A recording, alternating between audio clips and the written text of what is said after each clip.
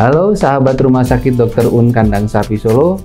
Saya Dr. Supanji Raharja, SPOG, dokter spesialis kebidanan dan kandungan Rumah Sakit Dr. Un Kandang Sapi Solo.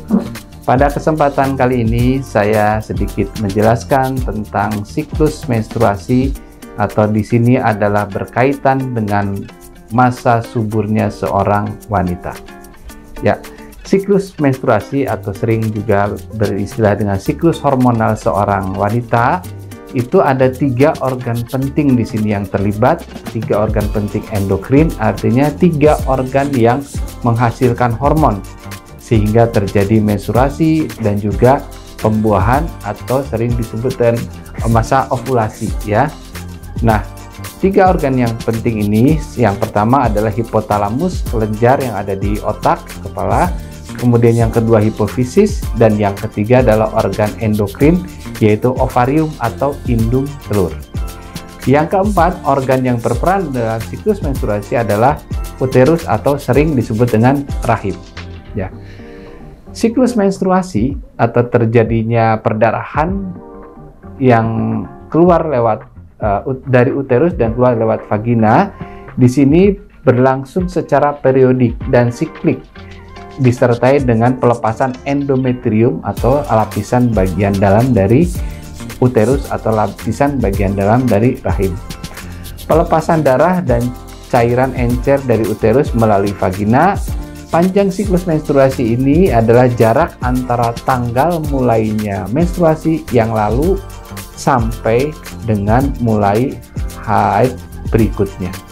Untuk menentukan masa subur ya dari seorang wanita, itu diperhitungkan mulai dari hari pertama menstruasi terakhir dengan siklus sepanjang 28 hari. Rumusnya adalah dimulai dari hari pertama menstruasi ditambah dengan 12 hari, kemudian berakhir di hari menstruasi siklus berikutnya.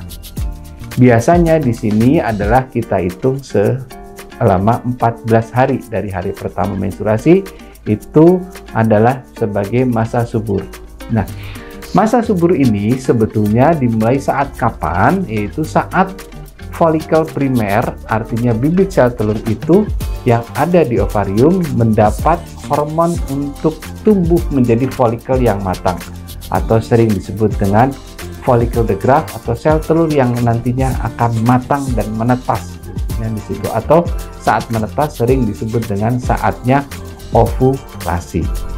Nah, folikel primer ini mendapat rangsangan yaitu follicle stimulating hormone yang berasal dari organ-organ yang di atasnya, yaitu hipotalamus dan hipofisis tadi.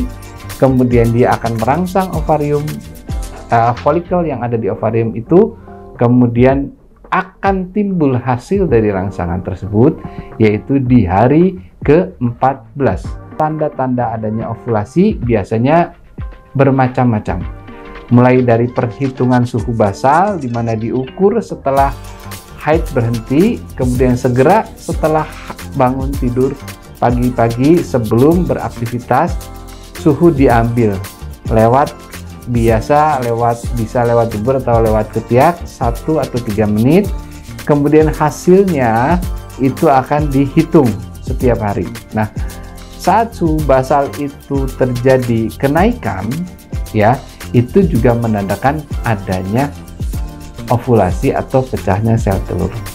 Selain perhitungan suhu basal, ada juga dengan USG atau sering kita sebut dengan USG transvaginal. USG transvaginal tersebut akan melihat sel telur yang diameternya lebih dari 2 cm yang kemudian juga akan menandakan akan menetas atau ovulasi. USG transvaginal biasanya kita kerjakan hari ke-12 saat menstruasi. Selain itu, menentukan masa subur ada juga dengan menggunakan cairan atau lendir serviks ya. Lendir serviks ini berbasis cairan, nanti akan diambil dengan uji namanya spin Bartlett. Nah, biasanya diambil pada hari ke-12 atau hari ke-14, menandakan lendir serviks saat adanya ovulasi atau masa subur, atau sel telurnya saat itu adalah menetas begitu. Sekian, mungkin itu sedikit penjelasan secara singkat. Terima kasih atas perhatiannya. Salam sejahtera, sehat untuk kita semua.